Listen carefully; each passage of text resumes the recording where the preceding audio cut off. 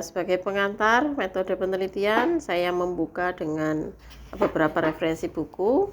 Yang pertama punyanya Restu Retnowidi, Azas Metodologi Penelitian, dan yang kedua bisa juga Jujun S. Sumantri tentang filsafat ilmu. Ya, kenapa kita belajar filsafat untuk pengantar dari mata kuliah metode penelitian ini? Itu nanti ada kaitannya ya. Beberapa juga bukunya Jujun Sumantri ini saya temui di terbitan-terbitan yang baru-baru ini. Itu juga merujuk kepada bagaimana tentang sebuah ilmu, kemudian pengetahuan ya, dan sebagainya. Itu di situ. Baik, saya mulai dulu dari kata filsafat ya. Filsafat dalam bahasa Indonesia itu kan merupakan kata serapan ya dari bahasa Arab atau falsafah ya. Tapi kalau dari bahasa Yunani itu filosofia ya, filosofia. Nanti teman-teman bisa baca sendiri ya beberapa referensi, tapi yang ingin saya garis bawahi ya, bagaimana kita itu sebenarnya ya, kita itu bagaimana belajar tentang kebijaksanaan dan mencintai dan sebagai pencinta dari kebijaksanaan ya, itu adalah kita nantinya ya. Oke, di kata pembuka ya, saya mau bercerita tentang beberapa kalimat yang sangat sering dikutip oleh beberapa penulis ya. Saya juga sangat suka ini, yaitu ya, ada orang yang tahu di taunya, ada orang yang tahu di tidak tahunya, dan ada juga orang yang tidak tahu di tahunya, dan juga ada orang yang tidak tahu di tidak tahunya ya. Jadi intinya ada 4 jenis tipe orang yang nggak tahu ya, atau dalam tanda kutip bisa diartikan ada 4 orang bodoh di dunia ini ya. Nah, nanti teman-teman bisa cari beberapa referensi juga banyak ya. Ada 4 tipe orang bodoh sebenarnya ya. Nah, kita itu nanti termasuk yang mana gitu ya. Kita mempelajari diri kita. Nah, jangan sampai kita itu termasuk orang yang nggak ngerti atau orang yang nggak tahu tapi merasa tahu kan gitu. Bahayanya di situ ya. Istilahnya itu orang yang nggak kompeten, tetapi punya andil dalam kepemimpinan yang besar. Jangan dikira ini arahnya kemana gitu ya. Tapi bagi orang yang berpikir mesti tahu ini arahnya kemana. Oke, itu sebagai pengantar. Kemudian ada beberapa yang harus teman-teman pelajari, yaitu yang pertama tentang pengetahuan, dan yang kedua tentang ilmu ya. Nah, pengetahuan sendiri itu apa? Yaitu istilahnya itu hasil dari taunya orang ya, taunya seseorang, taunya manusia, atau taunya kamu, saya, semua kita ya. Itu lebih menjawab kepada apa ya pertanyaannya ya. Apa sih ini, apa sih itu kan gitu. Nah, lebih lengkapnya ya, pengetahuan itu kan segala jenis informasi ya, atau maklumat yang diketahui atau disadari seseorang ya. Segala informasi itu ya. Nah, dalam pengertian lain, pengetahuan itu juga sebagai gejala yang ditemui dan diperoleh manusia melalui pengamatan indrawi ya. Indrawi bisa pakai mata ya kan gitu.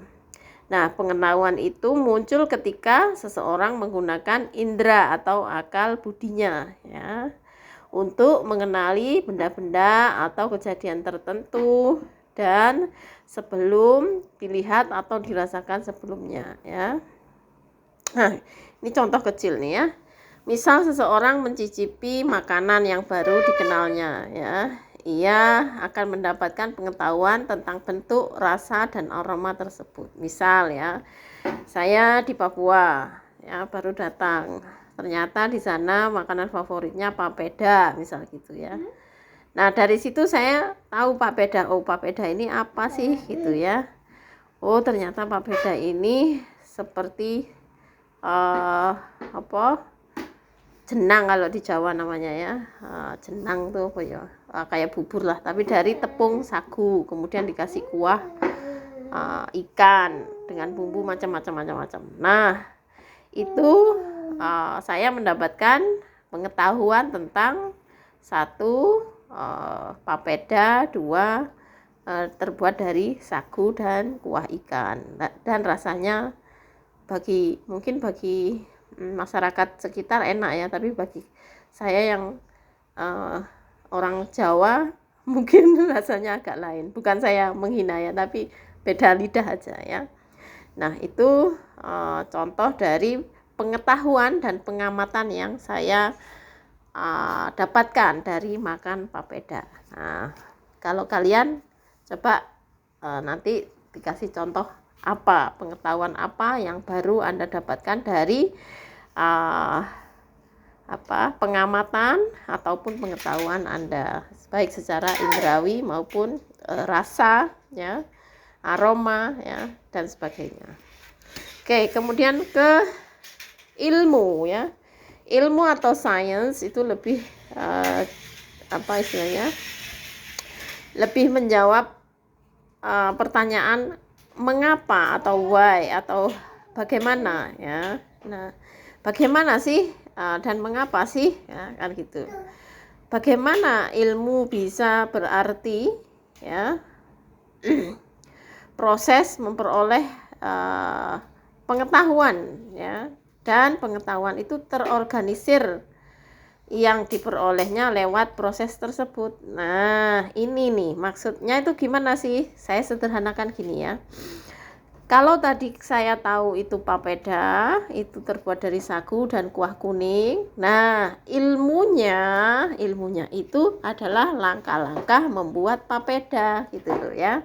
Misal kamu membutuhkan ingredients. Wah, omongannya kayak Chef Renata, ingredientsnya bahan-bahan lah saya. Ada ikan, ada sagu, ada garam, ada merica, ada apa lagi ya, seasoningnya, ada bawang kah, apakah, dan sebagainya. Nah, itu semua itu adalah ilmu. Bagaimana? Nggak mungkin kan bikin papeda itu langsung semua bahan dicemplungin, nggak mungkin. Tapi ada tahap-tahapnya, yaitu misalkan kita masak kuahnya dulu kah, atau sagunya dulu kah. Dan masak sagu itu enggak sembarangan masak sagu kan gitu. Masak sagu itu dari sagunya dicelupin ke air yang dingin dulu ya. Ya kan? Dingin dulu. Kenapa begitu? Iya, karena kalau langsung air panas dia enggak jadi lembut, tapi jadi apa istilahnya nek Jawa itu merongkol. Tapi nek bahasa Indonesia apa ya merongkol tuh. Ya gitulah, nggak kenyal, nggak lembut, teksturnya itu nggak bagus kan gitu. Nah, ini apa hubungannya antara metode penelitian dan juga papeda dan sebagainya? Itu nanti akan kita bahas lebih lanjut. Yang penting teman-teman itu tetap mau belajar, tetap mau membaca ya, meskipun banyak bantuan AI dan sebagainya, atau yang tidak suka membaca, kalian bisa pakai bantuan AI untuk membacakan ya, atau kalian yang auditori. Ini tipe belajarnya, kalian bisa mendengarkan buku yang dibacakan oleh AI seperti itu ya. Nah, bagaimana tadi pengetahuan ilmu filsafat kemudian menjadi sebuah metode penelitian? Itu ada apa istilahnya, tips-tipsnya, dan juga ada beberapa langkah-langkah yang harus teman-teman lalui ya. Ada banyak membaca buku, kemudian mengerjakan tugas, kemudian banyak lagi dan sebagainya. Itu dulu dari saya sebagai pengantar. Teman-teman nanti silahkan mencari referensi-referensi lain, boleh ya, tapi saya memakai buku itu dan itu dalam banget, dan ini istilahnya itu banyak dijadikan sebagai rujukan penulis-penulis sekarang ya. Oke, dari saya cukup ini dulu untuk pengantarnya ya, karena kita akan ketemu lagi di 15 kali pertemuan dengan dengan sesi yang berbeda, yaitu 1 sampai 7 itu perkuliahan, kemudian pertemuan atau sesi 8 itu UTS, kemudian sesi 9 sampai 15 itu perkuliahan lagi, di situ mungkin ada tugas juga dan sebagainya. Kemudian ada juga di pertemuan 16 itu UAS atau ujian akhir semester. Itu ya, saya cukupkan sampai sini, kurang lebih mohon maaf. Assalamualaikum warahmatullahi wabarakatuh. Selamat pagi, siang, sore, malam.